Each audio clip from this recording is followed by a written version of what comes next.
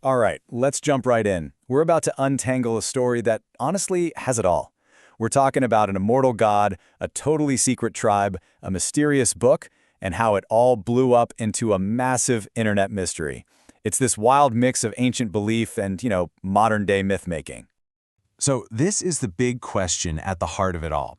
You've got this incredible claim about an immortal being who visits a hidden tribe. It's a story that millions of people have read, shared, and talked about. But what's actually going on here? What's the real story behind the headlines? Well, that's what we're going to figure out. To really get the modern mystery, we have to go back, way back. It all starts with one of the most beloved figures in Hinduism, Lord Hanuman, and this foundational belief that, that he never actually left us.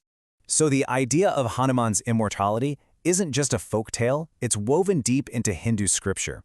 He's what's known as a Chiranjeevi, which literally means an eternal being. The story goes that Lord Rama blessed him to stay on Earth for as long as Rama's own story is remembered. And that's why you see him pop up in epics from totally different time periods, like the Ramayana and then later the Mahabharata. The belief is that he's still here, right now, protecting the righteous through our current age, the Kali Yuga. Okay, so that obviously leads to the billion-dollar question, right? If this powerful, immortal being is still walking the Earth, where is he? It's a question people have been asking for centuries, and it perfectly sets the stage for a very, very modern answer that went completely viral. And that answer, well, it arrives in the form of this absolutely sensational claim about a secret tribe and their very special divine visitor. This is exactly where ancient faith collides head-on with the world of internet clickbait and viral stories. And this is the claim you see repeated everywhere online. It's not some vague rumor about a sighting. No, it's an incredibly specific, dramatic story.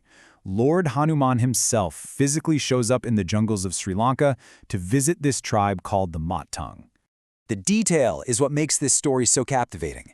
It's not just a random visit, there's a precise cycle, every 41 years. The articles claim the last visit was in 2014, which means, if you do the math, the next one is on the calendar for 2055. Giving it a specific number like that just makes the whole thing feel so much more real and tangible. And the story is just layered with these incredible details. You've got the Mahtang tribe, who are so isolated they can supposedly talk to animals. Their family tree apparently goes all the way back to Vibhishana from the Ramayana. Then there's this sacred logbook where the tribe's chief writes down everything Hanuman says. And get this, a research group called Setu is supposedly studying and translating it. It even has an origin story involving a couple of monks, one of whom was Canadian. It's a complete, ready-made narrative. So with a story this specific and this wild, you have to ask, where did it actually come from? And when you start pulling on that thread, you realize that all these different articles and blog posts, they aren't separate sources. They're all just telling the same story, because they all got it from the exact same place. And this is the absolute key to the whole mystery. Even though it seems like this story is everywhere, it doesn't have multiple witnesses or different historical accounts. Nope, all the digital breadcrumbs lead back to one single origin point. And here it is. The source of it all is a book series called Immortal Talks, written by an anonymous author who just goes by the name Shunya. This book is ground zero. It's the first place the Mahtang tribe, the logbook, and that 41-year cycle ever appeared. And discovering this creates a huge debate. A lot of those online articles present the story from this book as if it's factual evidence, calling it undeniable proof. But the real question is this a nonfiction account of real events, or is it something else entirely? So let's just break this down because it's pretty revealing. On the left, you see how the article's reported as undeniable proof of a real hidden tribe. But on the right, you see the reality of the book itself. If you look it up, its official genre is philosophy and fiction. There are 0 independent records of any Mahatang tribe or a Setsuku organization. And the book's own description talks about monks bringing these immortal talks to the world, which sounds an awful lot like the plot of a novel. But here's where it gets really interesting. Whether it's factual or not, people love this book. I mean, just look at the Goodreads ratings. The huge majority of readers give it 4 or 5 stars. They call it pure wisdom, life-changing.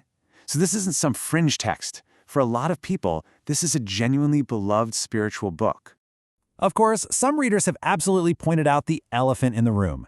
This reviewer pretty much hits the nail on the head. They note there's no evidence for the Mahtang tribe, and then asks the critical question, did the book document something real, or did the book invent the story that all those other articles then copied and passed off as fact? Okay, so if the Mahtang story is most likely a piece of modern fiction, does that mean we should just toss it out, that it's meaningless? Not at all. In fact, whether the author meant to or not, Immortal Talks taps into some of the most profound and genuinely ancient ideas in Hindu cosmology. You know, long before we had sci-fi movies or comic books talking about the multiverse, Hindu scriptures were already deep into that idea. The concept of endless universes, each one with its own life cycle of creation and destruction, is a really old and central part of the cosmology. There's this amazing story from the Ramayana that illustrates this perfectly. It starts with Hanuman needing to fetch Lord Rama's ring. He follows it down into the netherworld, but when he gets there, he doesn't find one ring, he finds a literal mountain of them. And he's told that every single time a Rama is about to end his time on Earth, in one of the countless universes, his ring falls down, and a monkey comes to find it. It's just a powerful way to visualize these infinite parallel realities. And these ideas go even deeper than that.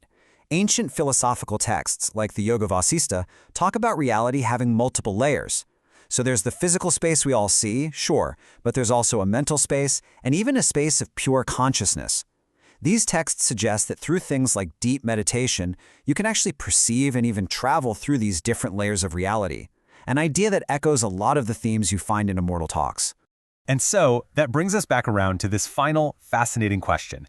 The viral story of the Mahtang tribe, it probably isn't factual journalism, but it has connected with millions of people, and it's led them to explore these incredibly profound philosophical ideas about time, consciousness, and reality that are thousands of years old.